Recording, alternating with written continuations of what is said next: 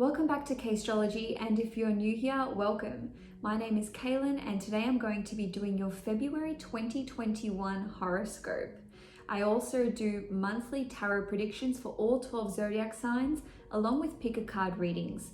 If you'd like to see more content from me, please subscribe to K-Astrology. Now, I'm going to leave timestamps in the description box below, so please feel free to jump straight to your sign. For those of you who are sticking around, I'm going to quickly run through your sun, moon, and rising sign horoscopes and how they differ, okay? Your rising sign, otherwise known as your ascendant sign, will always be the most overall accurate horoscope for you. It does not matter how much you identify with that rising sign, okay? You could be an Aries rising, but you're a Cancer sun and you feel more like a Cancer. That's fine. The Aries rising horoscope will be the most accurate for you.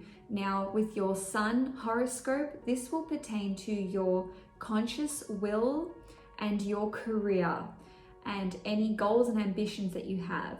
Your moon sign will be in relation to, your moon sign horoscope will be in relation to all relationships in your life, your emotional state, and your living circumstances. As I said, the rising sign will be the most accurate and will encompass all of those aforementioned things. Anyway, guys, thanks for sticking around for this intro. You can now head to your timestamp in the description box below. Hi, Scorpio, Sun, Moon, and Risings. Welcome to your February 2021 horoscope. The month starts off with Mercury being retrograde in your 4th house, and this is in the sign of Aquarius. So anytime Mercury is retrograde, we start rethinking and reevaluating the matters of the house. Now, with your 4th house, this pertains to your living circumstances, your relationship with your parents, especially with that of your mother, and also your deep and emotional psychological state.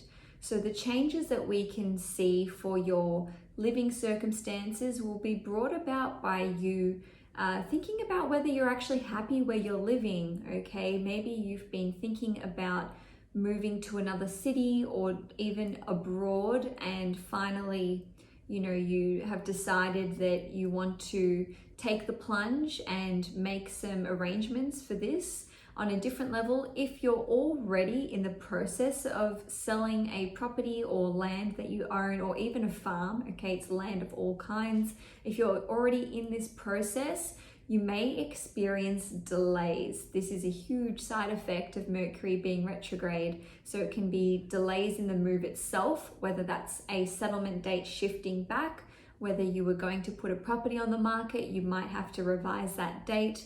And if you're actually in the process of securing a new property or a new rental, you might have some issues with the lease agreement, or your real estate agent could be taking longer than anticipated to get back to you with these important documents. Now, with regard to your relationship with your parents, you could see miscommunications crop up over the first 3 weeks of the month. This could be arguments with your parents or with your mother specifically. On a totally different level, you could actually find that your relationship with your parents has been undergoing some kind of rebirthing process. So if you've always had issues with a parent, or you've had long-standing problems with a particular parent, you can find that your relationship with them is reborn. All of a sudden, you've started reevaluating your part to play in this relationship, and maybe you've just decided, or started seeing them in a new light, and you've decided to give your relationship with a parent another chance. That's especially if you are estranged from your mother or even from your father as well. Whoever was the primary caregiver, that's what's shown by the 4th house. So you can certainly give this relationship a second chance. Now, if you are estranged from one of those parents, you may hear from them unexpectedly out of the blue, because Mercury retrograde can see people, places, and things from our past coming back, and it can be quite unexpected in nature. Now, if you are if you were adopted, you may unexpectedly get in contact with your biological parents, or you may even hear from them. And this can be something which either takes you by surprise or it takes them by surprise. Maybe you never had any intention of reaching out, or vice versa, and all of a sudden, you know, one of you's had a huge change of mind. Now, on a totally different level, you may hear from a child that you didn't know that you even had, okay? And on a different level, if you adopted out a child many, many years ago, they could definitely come knocking on your door. Now, with Mercury being retrograde, some of you will simply be investigating your roots and your heritage and lineage very deeply. Maybe some of you are jumping onto ancestry.com or hearing back from any kind of research institution which you've submitted applications to. This could have been something which you did ages ago, and finally you're seeing results from this investigation. And lastly, some of you may decide to incorporate some rituals into your life, or some kind of folk custom which is related to your cultural heritage. Maybe you are, you know, getting back down to your roots in a different way, where you're wanting to incorporate some of these traditions which maybe your great-great-grandparents did, and suddenly they take on a special meaning to you, for you. Lastly, with Mercury being retrograde, this can really see you investigating your deep psychological state, okay? You know, the fourth house is related to our roots, and if you have any kind of emotional issues or disturbances, you can discover that they are actually rooted in some kind of baggage which you feel has been passed on from your ancestors or from your parents, and you're really working through these issues which have been quite unsettling for you. But the good news is you can have huge breakthroughs in this area. Now, on the 2nd of February, Venus will enter the sign of Aquarius, and this will also be in your 4th house. So with Venus here, it will be supporting these endeavors, supporting the relationship with your parents, supporting these new traditions and customs which you want to implant into your life. And certainly this can be beneficial for any kind of property transaction or relocation of your current living circumstances. Now, on the 12th of February, we will see a new moon in Aquarius at 23 degrees, and this is also in your 4th house. So new moons always indicate some kind of new beginning in our lives, and this pertains directly to matters of the 4th house. In a nutshell, this can result in getting pregnant, buying a new home, moving homes in general. It doesn't have to be related to purchasing a property. You could be moving rentals. You may be putting down your roots in some way, which is pertaining to starting a family, just feeling a lot more settled where you are living, and certainly putting down roots which allow you to feel a sense of emotional stability. Lastly, with this new moon in Aquarius, your mother may have an exciting new beginning start in her life. Now, in terms of the timing of seeing this take place, these seeds will be planted over the next 4 weeks, okay? So between the new moon in Aquarius through to the new moon in Pisces next month, that 4-week period will see you start making steps towards this new beginning, but you may not see the culmination of these matters until the full moon in Aquarius in 6 months' time, or even the full moon in Aquarius in 18 months' time, and that would be in 2022. Now, 2022. Now, on the 18th of February, we will see the biggest astrological event occur for the whole of 2021, and that is the Saturn square Uranus transit. This transit will occur 3 times, and that is Saturn in Aquarius squaring Uranus in Taurus First on the 18th of February. Second time this will hit will be on June the 15th, and the third time will be on the 24th of December on Christmas Eve. Now, Saturn and Uranus could not be more opposite in nature, okay? So Uranus as a planet represents anything which is modern and new in nature. It brings about events which are sudden and quite shocking, okay? So it can be swift upheavals in some area of our lives, while Saturn is concerned with building solid foundations and structures, and it's quite traditional in nature. Now, this square between these two planets is occurring between your fourth house, Saturn in the fourth, squaring Uranus in the seventh. As I've mentioned in detail, the fourth house is about your living circumstances, your relationship with your parents, and your emotional stability. And then with the seventh house, this is related to your relationships of all kinds, your significant other, your marriage, your business partner, even one-on-one clients and close one-on-one friends. So this particular transit will have a very sudden and shocking impact on your life in these two areas. I'm going to break them down into 4 different categories. So your living circumstances, your parents, your relationship with your significant other or your spouse, and your business partnership. Let's start with your living circumstances. We can see that you may need to make some kind of sacrifice here. You could be moving house or even moving abroad, and this is to pursue an opportunity with a client, or it's because of a business partnership, okay? So obviously the sacrifice comes with you moving to them, right? So that's where we have Saturn in the fourth house posing difficulties and challenges with your living circumstances, to Mars and Uranus both being in Taurus, representing a new relationship, which is indicated by the business partnership.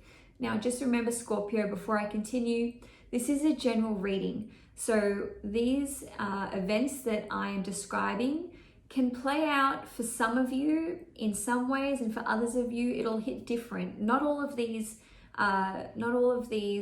events will manifest for you. It really depends on your own personal chart. So take what resonates and leave what doesn't. So moving on, you could actually be relocating from where you were living to get married or to be with your significant other, okay? And lastly with this, you could actually be marrying someone for citizenship purposes. Perhaps you need to get married so that you can live in a certain country, or vice versa. It could be for them to, you doing it as a favor for them. But either way, there will be some kind of trade-off for you. Now, with regard to your parents, they may actually disapprove of your significant other, whether that is you moving in with them or you getting married to them. You know, your parents could be criticizing the relationship or your partner specifically. So we can see that, you know, the trade-off here is you choosing your partner at the expense of your relationship with your parents. Now, some of you may actually move out of your home so that you can move in with your partner. And this can be breaking with your family traditions or your cultural customs and traditions. It might be frowned upon, but you know, that's the nature of the Saturn-Uranus square. Uranus is quite shocking and scandalous, and obviously this is you know, following your heart and pursuing this relationship, and you're like, well, you know, be damned with what my family think of me or with what my parents think of me. This is what I really want to do. Now, on a totally different level, some of you who are already married or in a long-term relationship may actually end your marriage or your relationship because of interference with your parents, or because you want to honor your parents' expectations, or it could even be seen, this could actually occur because you don't like the way that your significant other or your spouse treats your family or your parents. Some of you can simply see the breakdown of a relationship occur because you've been deeply unhappy for a long time, all right? It doesn't have to be related to your parents or your living circumstances. It can just be you realizing how you feel, and you felt this way for a really long time, and you're finally, pulling the pin and making these huge drastic changes, which could actually not only shock your current partner, but it might shock your parents as well. And for some of you, you may be in a relationship and someone new enters your life. You may leave your current partner to be with that person. And Scorpios, another way that this transit can play out is with regard to a business partnership. Some of you may end an existing business partnership because it's either making you deeply unhappy. It could be affecting your home life. Maybe you're having to work way too much. Maybe you're not home enough. You're not able to spend time with your loved ones and with your kids.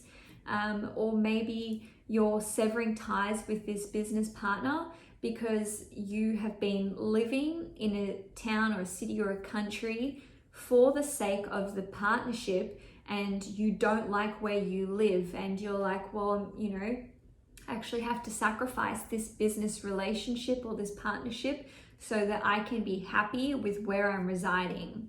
Now, lastly, some of you who are involved in a family business, you may leave the family business, or you might even sell it. And obviously this is going to be controversial as hell with, breaking the news to your family who you are involved in business with. And some of you could actually be deciding to retire, and you're actually putting the name of your business and all of your assets into that of your children, or even someone else entirely. And you actually could be selling your business and actually giving these proceeds and the profits to your children. And this is a fantastic surprise for them, but it's taking them by surprise, and it's completely out of the blue. Now, on the 18th of February, we will also see Pisces season commence, and this will be when the Sun enters Pisces in your 5th house. The fifth house rules our passions, our hobbies, any business that we have created, and our children. So with the Sun here, you can just simply be focused on doing the things that make you happy, focusing more on your passions and hobbies, focusing on your children. The 5th house also rules, it's also one of the houses which rules romance. So you could be enjoying dating, getting back out on the scene, or even simply enjoying time with your partner. And that's certainly the case when Venus enters Pisces in your 5th house on the 26th of February. So you can enjoy these relationships, you enjoy these hobbies and these passions. On the 21st of February, I skipped ahead there, we've got Mercury being direct in the sign of Aquarius. So any arguments that you had with your parents, or even simple miscommunications and misunderstandings, can be resolved. If you were waiting on paperwork with regard to a lease or lease agreement, property transfer of land, purchasing property, or settling, finally the settlement can go through, the paperwork can be received, and the documentation can be processed. Having said that, there's always a 2-week post-shadow period with the Mercury retrograde period. So just to hedge your bets a little bit, you can wait until around the first week of March to start, checking your inbox and waiting for these important notices to come through. Now, lastly, Scorpio, on the 27th of February, there will be a full moon in Virgo at 8 degrees, and this is in your 11th house of gains, salary, long-term goals and ambitions, and it even rules older siblings as well. So for some of you, you may have an older sibling who's ending an important chapter in their life. It could be as simple as, they could be leaving their job, they could be ending a relationship, or, just having some kind of transition period, or maybe they are celebrating something that's really positive that's happened in their life. But back to you, Scorpio, and how this impacts you on a personal level. The full moon in Virgo can see you receiving an award or an accolade as a result of all the hard work that you've put into your career. Others of you could receive a medal or a trophy for outstanding achievements in your field. For some of you, it could even be a monetary reward, all right? And you could simply see your salary increasing, and this is as a result of,